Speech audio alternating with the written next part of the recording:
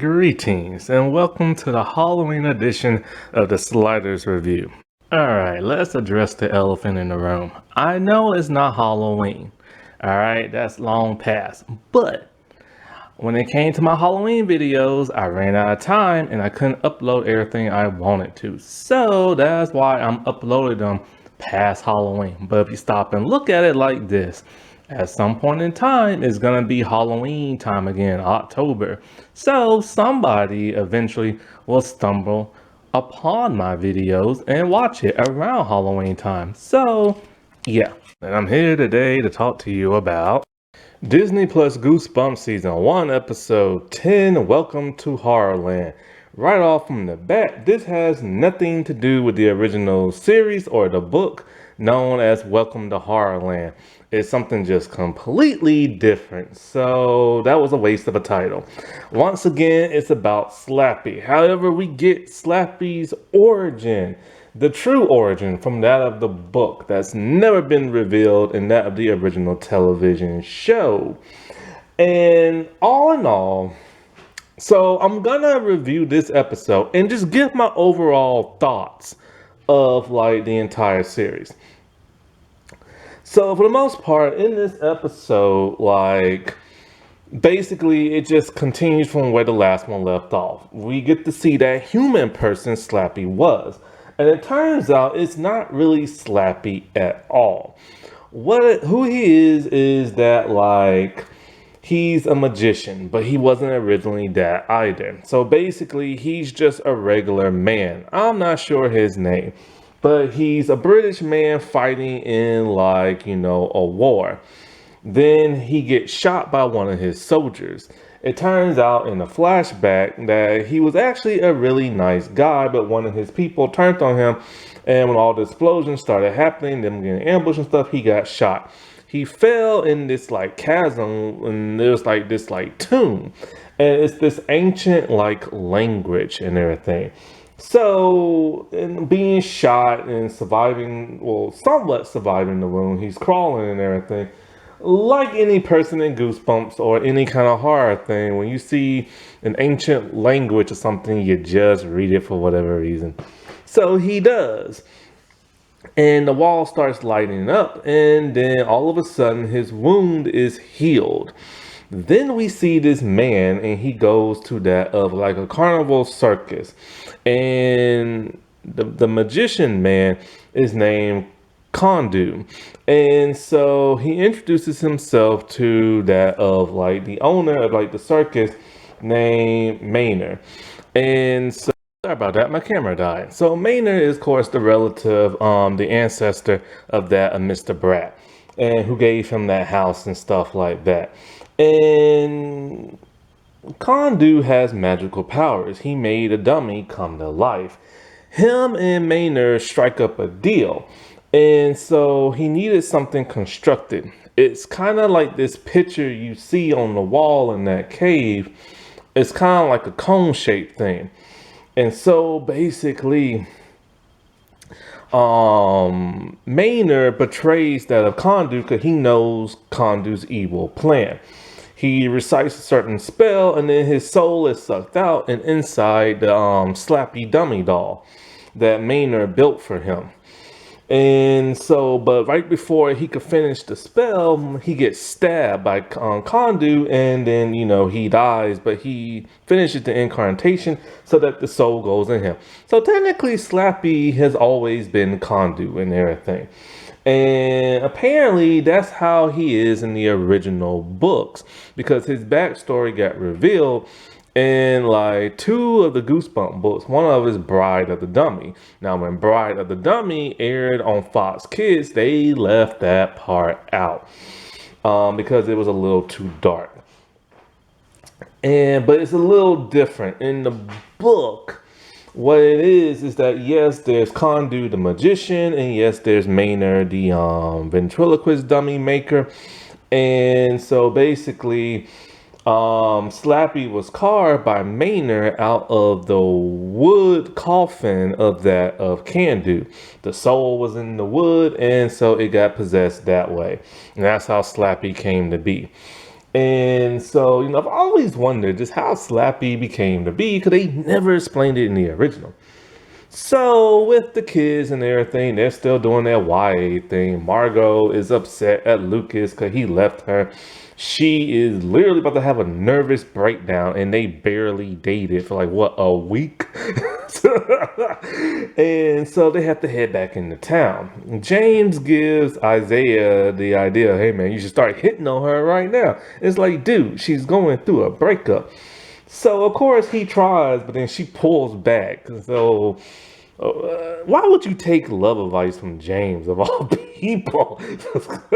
But then they start to try to talk, and like he tells her, like how he's always liked her and all this other crap, and and it's just more YA type stuff, and that love triangle between the Lucas and the Margot and like Isaiah. And so Isabella really doesn't do much in this. James is just super annoying, like always. Like, Jesus, Lord have mercy, Christ. The thing about James I don't understand is that his vehicles are always these giant like trucks and jeeps, but he doesn't seem like the rugged type. So it's always kind of odd he would drive those type of vehicles. Anyways, so Lucas finally makes it back home, and when he does, it's like freaky. His dad shows up. It's like, hold up, your dad is dead. I'm thinking to myself, oh, okay, I know what y'all are doing. See, this episode has twist after twist after twist. And so I knew it had to be like Condu and everything. And it is. And so, like, Mona is like, a puppet looking thing. And then he turns Lucas into a puppet thing. I'm like, yes, Lucas is dead. Because I don't like that character, but he's not technically dead, because you can come back from being like a puppet if you if you reverse it really fast. Anyway, if it lasts a couple of years, then you're a goner. So yeah. Anyways, so Kondu is up to something, but what exactly is that something he's up to? Well, he's tricking the others. And everybody is able to fall for it except for Isabella off screen and that of Isaiah on screen. Basically, he's pretending to be like, their parents.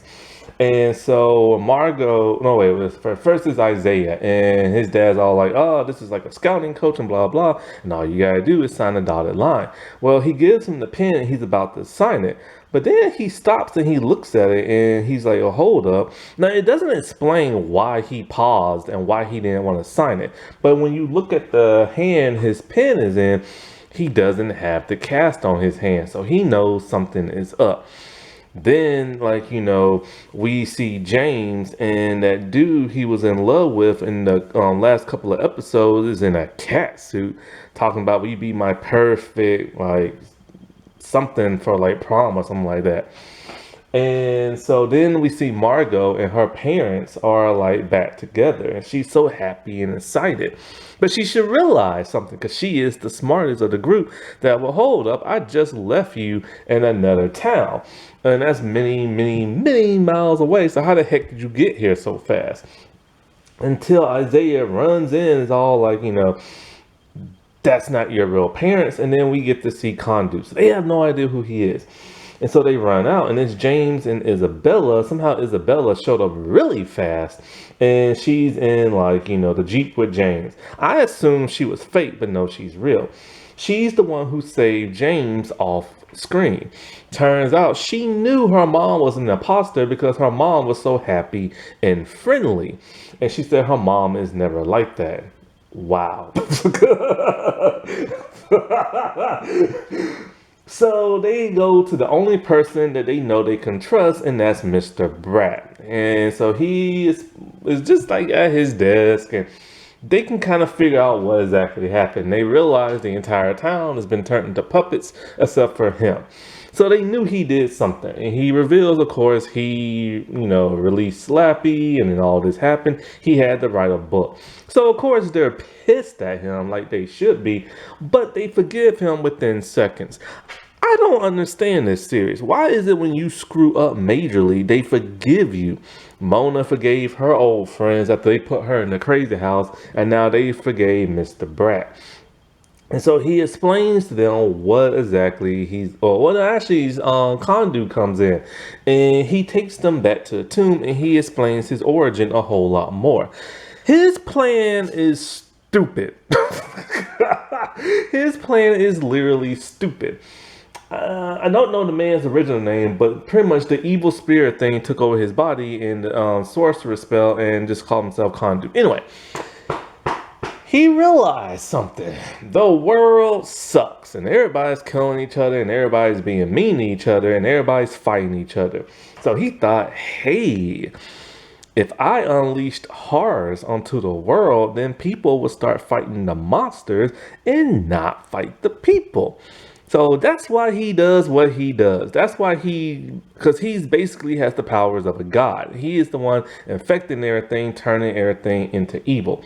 Fifi the poodle, the camera, the cuckoo clock, you name it.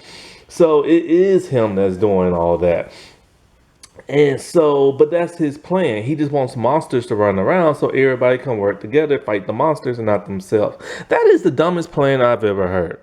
That is some kind of Disney foo-foo crap that they came up with. Yeah, it's a Sony show, but hey, Disney is the one like letting it air on their thing, so you know they had to have a helping hand and like writing some foo-foo Disney mess. I'm just kind of like, that's your major plan? You just want people to fight monsters? I mean, what the heck? Like earlier this year, when I heard that Disney Plus was making this show, I came up with a great idea for what this show should be like. I said, hey, wouldn't it be cool if R.L. Stine, a fictional version of himself, just went nuts one day and decided, you know what, I've been treated badly all my life, and now I'm gonna inflict pain onto the world. So I'm gonna come up with all these stories. I'm gonna make these stories come to life, and then y'all have to fight monsters because I hate people. That's so much better than what they came up for this show. So anyways, yeah, so he says that he needs a sacrifice of 1,000 people. That's what that burning statue cone-shaped thing is. And so all the people in town who's now are dummies and he can control them, they are now on this little like statue thingy, and he's gonna set it ablaze. Once he does, all the horrors will release. I guess that's why they call it Horrorland. And so like the kids are like, how are we gonna stop this? How are we gonna stop this? And Brat talking about, I'm such a wimp, and this is why I did this, and blah, blah, blah, blah, blah. I'm so sick of this character. Anyways, they're all like, he's all like, my ancestor defeated him, but I don't know how. And James are like, well, can't you just resurrect your ancestor and figure out how? And so this is a twist that comes in. Next thing you know, you see Maynard comes in, and he's all like, I now see the error in my ways, and I'm gonna help you, Kandar. And then he sets the thing on blaze, and all the people are screaming. I'm like, dude, he betrayed them, and they killed him. I'm like, hold up, where's Brat? I'm like, something's fishy. It must be a twist. I'm too clever for this crap. I watched Goosebumps when I was younger. And so they did a spell. So basically what is this? They had Maynard and Kandu's like sorcerer book. So they did a spell, they did a glamour spell, and made Brat look like Maynard. And so then they turned Kandor into a dummy doll, but he just turned himself back into human. And so he asked for the book, but he knows every word in there, so I don't know why he asked for the book. So he just does the spell, and he somehow engulfs them in smoke. And Isaiah realizes, oh, the book can repel it. So instead of freeing everybody, he just frees Margot and tells her to like recite the spell to undo all this. First things first, it's an ancient language. How the heck is she able to read it? Two, how does she know which spell is going to reverse it? But anyway, she does it. And all the people are saved. And so she reversed every bad thing Kandor has ever done. So now he's reverted back to his regular human form. He should be okay, right? Nope. He's pissed, and with his gun in hand, he shoots at Margot. And of course, wouldn't you guess it, Isaiah takes the bullet for her because he loves her. So all these like zombie things come up from the ground, sucks them in, and everything's normal now. So they take Isaiah to like the hospital. The parents really don't do nothing in this episode at all. You'd think they will have time to reflect on what happened in the past. Now this is what's really pissy. Mr. Brat is there. Why? Nobody's scolding him. Nobody's pissed at him. Nobody's trying to fight him. He unleashed all this craziness when he brought Slappy back just to write a stupid book. You'd think people would be trying to choke the life out of this dude, but they're not. And so the doctors all like, they don't know what they can do for him. Let's just make him comfortable. So Margot goes in there and Isaiah literally dies on the bed. So with the book in hand, guess what she did? She said the spell and he's now back to life. I assumed Kandor would be inside him. And I couldn't believe she used the book to bring him back. Because those two had a heart-to-heart about how they liked each other and blah, blah, blah, blah. And so, like, then of course James done behind is all like, you know, Isaiah did what he did because he loves Margot. And Luke is like, I know. What kind of dialogue is that? Why would James even say that like that? Like, why they have to write him so annoying? But I assume Kandor was inside Isaiah, but he is not. Turns out Mr. Brat went to the bathroom and he's sobbing because he's sad. He's so sad. He's so sad. And so I'm thinking, okay, this dude's spending too much time in the bathroom and he's looking at the mirror. He's had his head down. I'm like, this is too reminiscent of what Howard did to him. And wouldn't you know it? Kandor is in the mirror. And he's all like, oh crap, not this again. And it fades to black. Meaning if they get picked up for a second season, Kandor is going to go inside Brat's body.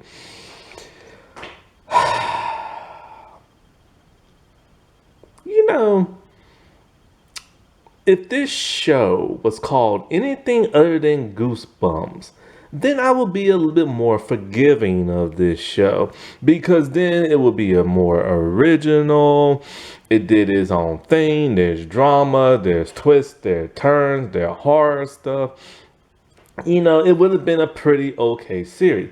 But for the fact they keep calling it Goosebumps and naming every episode after a Goosebump book when sometimes it has little reference to it or no reference at all, then it pisses me off. So overall, when it comes to this show, you know, it's not terrible, but it's not great either. It sucks that they tried to suck people in by the whole Goosebumps nostalgia. I mean, I wish they would just be more original, create their own television show, and then just let it play out the way they want it to play out. The fact that they had to, like, you know, grapple us in and call it Goosebumps reminds me of what they did to Ghost Rider. The PBS show about the ghost that writes the kids, and they completely changed that up for the Apple Plus series, and how Netflix completely retooled that of the Magic School Bus and Where in the World is Carmen Sandiego and all this other crap. And I wish they would stop playing on nostalgia because of course they're trying to rope us in, these hardcore fans, and also bring in new fans. I get that. Just create your own series. And so if they just would have called it Goosebumps, right? And not named none of the episodes after the original series or the books, and either just create their own thing, kind of like how the movie did, how the movie just brought the books to life and the monster tried to take over the world. That would have been fine, you know what I'm saying? But when they name every episode after a book, and it has little reference to none at all to like the original stuff. It's annoying because you're expecting to see a more modern, updated version of like, what you grew up with. And at first, they started to do that. They started to rope us in. But then they did the switcheroo. And then they started coming up with their own stuff. And it became a little bit jarring. It's not a terrible series, that's the thing, but it's not an entirely great series as well. The dialogue is kind of clunky, which is odd to say because if you watch the original one, you know the dialogue was cheesy back in the day. But I will take the cheesiness over whatever the heck I'm watching right now. The CGI was terrible in the original series, but sometimes, just sometimes, the CGI is pretty bad here too. When they try to go like on a big scale. And if it gets picked up for a second season, I am now curious. What the heck are they gonna do? Clearly, they are not going to like, base it off the book. So they're just gonna come up with their own thing. If they do, they need to start renaming it something different. Because it's gonna be very, very, very annoying if they keep naming it after books and shows that I like and nothing like happens. All in all, I wonder if people are even still watching this show, and I wonder if they would even watch a season 2. It's just one of those. It's one of those things I don't see lasting that long. If it has not been renewed yet, if it doesn't get picked up, my guess is only gonna stay on for another season or so before it gets the axe. A lot of Disney Plus shows do because people lose interest in them. That wasn't that spooky. All right. Well, I shall talk to y'all later. Bye.